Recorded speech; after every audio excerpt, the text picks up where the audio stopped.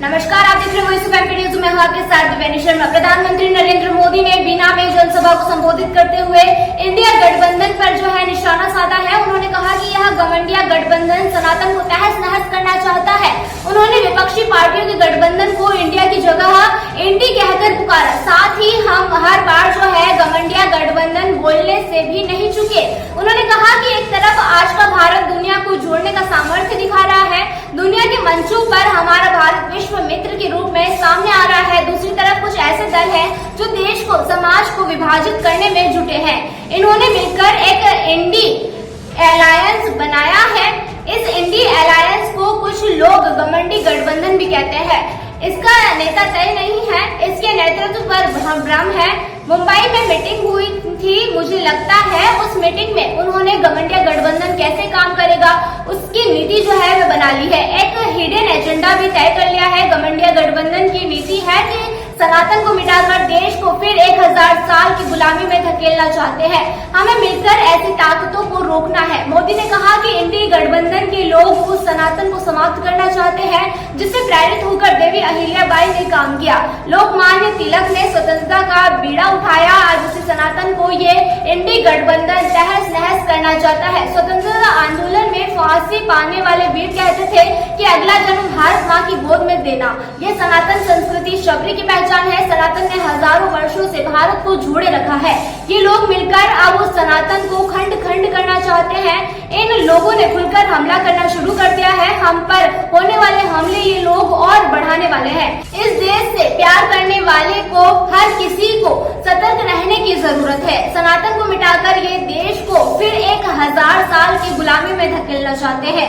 हमें मिलकर ऐसी ताकतों को रोकना है। हमारे संगठन की शक्ति एकजुटता से उनके मंसूबों को नाकामयाब करना है। भाजपा जनशक्ति, राष्ट्रभक्ति और जनसेवा के लिए समर्पित है।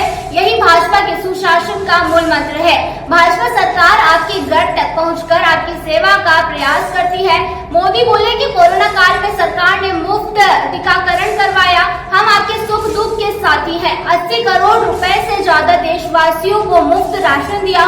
गरीब का पेट भूखा नहीं रहना चाहिए। हमारी कोशिश यह थी कि किसी गरीब माँ का पेट बांधकर ना सोना पड़े। वह माँ इस बात से न तड़पे कि मेरा बच्चा भूखा है। इस वजह से गरीब के बेटे ने गरीब के राशन के घर की चिंता की। ये दायित्व आज भी मैं निभा रहा हूँ। मेरा प्रयास है कि मध्य प्रदेश नई बुलंदियों को छुए, हर परिवार का जीवन जो है वह आसान हो। मोदी की गारंटी का ट्रैक रिकॉर्ड आपके सामने है। उनकी टेप रिकॉर्ड सुना कीजिए। मेरा ट्रैक रिकॉर्ड जो है देखा करिए। मोदी ने कहा, मुझे देखकर गर्व होता है कि भारत ने गुलामी की मानसिकता को पीछे छोड़कर आगे बढ़ना शुरू कर दिया है।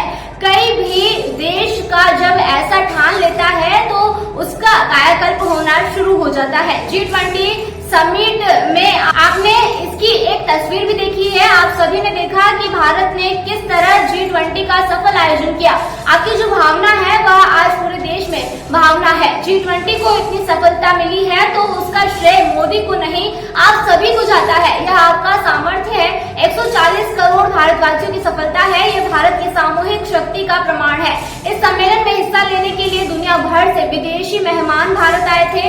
वे भी कह रहे थे कि ऐसा आयोजन पहले कभी नहीं देखा। मैं G20 के सफल आयोजन के लिए यहाँ जो काम करने का अवसर मिला उसके लिए भी आभार व्यक्त करता हूँ। पूरे विश्व में एमपी की नई छवि निखर आई है। मोदी ने कहा कि बुंदेलखंड की यह धरती वीरों और शूरवीरों की धरती है।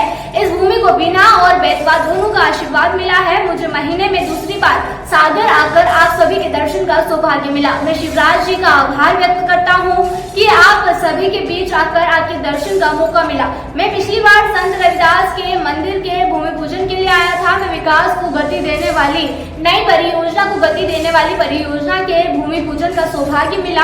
इन पर केंद्र सरकार 50,000 करोड़ रुपए से ज्यादा खर्च करने वाली है। हमारे देश के बहुत सारे राज्यों को बजट इतना नहीं होता जितना आज एक ही कार्यक्रम के लिए भारत सरकार लगा रही है।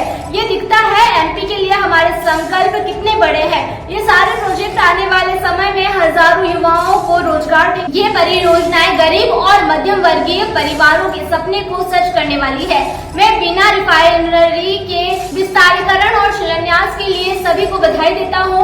मोदी ने कहा कि प्लास्टिक के पाइप, कार का बम्पर, कार का डैशबोर्ड, पार्किंग मटेरियल, कृषि उपकरण, बाल्टी, घर के पेंट में पेट्रोकेमिकल की बहुत बड़ी भूमिका होती है। बीना में बनने वाला पेट्रोकेमिकल प्लांट इस पूरे क्षेत्र को विकास का नया अवसर देगा। जैसे जैसे देश की जरूरतें बढ़ रही है, देश की जरूरतें बदल रही है, मैन्युफैक्चरिंग सेक्शन को भी बदलना जरूरी है। आज जहां इस कार्यक्रम में 10 नए इंडस्ट्रियल पार्क का काम भी शुरू हुआ है।